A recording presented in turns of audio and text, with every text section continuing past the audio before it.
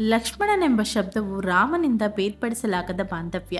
ರಾಮಾಯಣದಲ್ಲಿ ಹನುಮನ ಪಾತ್ರ ಎಷ್ಟು ಮುಖ್ಯವೋ ಲಕ್ಷ್ಮಣನ ಪಾತ್ರ ಕೂಡ ಅಷ್ಟೇ ಮುಖ್ಯವಾಗಿದೆ. ರಾಮ ವಿಷ್ಣುವಿನ ಅವತಾರವಾದರೆ ಲಕ್ಷ್ಮಣ ಯಾರ ಅವತಾರ ಗೊತ್ತಾ? ಲಕ್ಷ್ಮಣನನ್ನು ಶೇಷನಾಗನ ಅವತಾರವೆಂದು ಪರಿಗಣಿಸಲಾಗುತ್ತದೆ. ವಿಷ್ಣು ಕ್ಷೀರಸಾಗರದಲ್ಲಿ ವಿಶ್ರಮಿಸುವುದು ಕೂಡ ಇದೇ ಶೇಷನಾಗನ ಮೇಲೆ.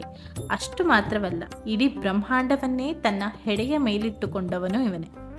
ಶೇಷನಾಗನನ್ನು ಸರ್ಪಗಳ ರಾಜನೆಂದು ಹೇಳಲಾಗುತ್ತದೆ. ಭಗವಾನ್ ವಿಷ್ಣು ರಾಮನಿಗಾಗಿ ಭೂಮಿಯಲ್ಲಿ ಅವತರಿಸಿದಾಗ ತನ್ನ ಪ್ರಭು ವಿಷ್ಣುವನ್ನು ಅನುಸರಿಸಿಕೊಂಡು ಲಕ್ಷ್ಮಣನ ಅವತಾರದಲ್ಲಿ ಭೂಮಿಗೆ ಕಾಲಿಟ್ಟವನು ಶೇಷನಾಗ. ಒಮ್ಮೆ ರಾಮನು ಲಕ್ಷ್ಮಣನಿಗಿಂತ ದೊಡ್ಡವನಾಗಿದ್ದಾಗ ರಾಮನು ಲಕ್ಷ್ಮಣನಿಗೆ ಕೆಲವೊಂದು ವಿಷಯದಲ್ಲಿ ಆಜ್ಞೆಯನ್ನು ನೀಡುತ್ತಿದ್ದನು. ಆಗ ಲಕ್ಷ್ಮಣನಿಗೂ ಕೂಡ ನಾನು ಅಣ್ಣನಾಗಬೇಕೆಂಬ ಆಸೆಯಾಗುತ್ತದೆ. ಲಕ್ಷ್ಮಣನ ಆಸೆ ಅವನ ಮುಂದಿನ ಜನ್ಮದಲ್ಲಿ ಈಡೇರುತ್ತದೆ. ಮುಂದಿನ ಜನ್ಮದಲ್ಲಿ ಭಗವಾನ್ ವಿಷ್ಣು ಕೃಷ್ಣನಿಗಾಗಿ ಜನ್ಮ ತಾಳಿದಾಗ ಲಕ್ಷ್ಮಣನು ಬಲರಾಮನ ಅವತಾರದಲ್ಲಿ ಅವನ ಅಣ್ಣನಾಗಿ ಜನ್ಮ ತಾಳುತ್ತಾನೆ. ಶೇಷನಾಗ ಹಾಗೂ ಭಗವಾನ್ ವಿಷ್ಣುವಿನ ನಡುವೆ ಅವಿನಾಭಾವ ಸಂಬಂಧವಿದ್ದುದರಿಂದ ವಿಷ್ಣು ಎಲ್ಲಿರುತ್ತಾನೋ ಅಲ್ಲಿ ಶೇಷನಾಗನಿರುತ್ತಾನೆ.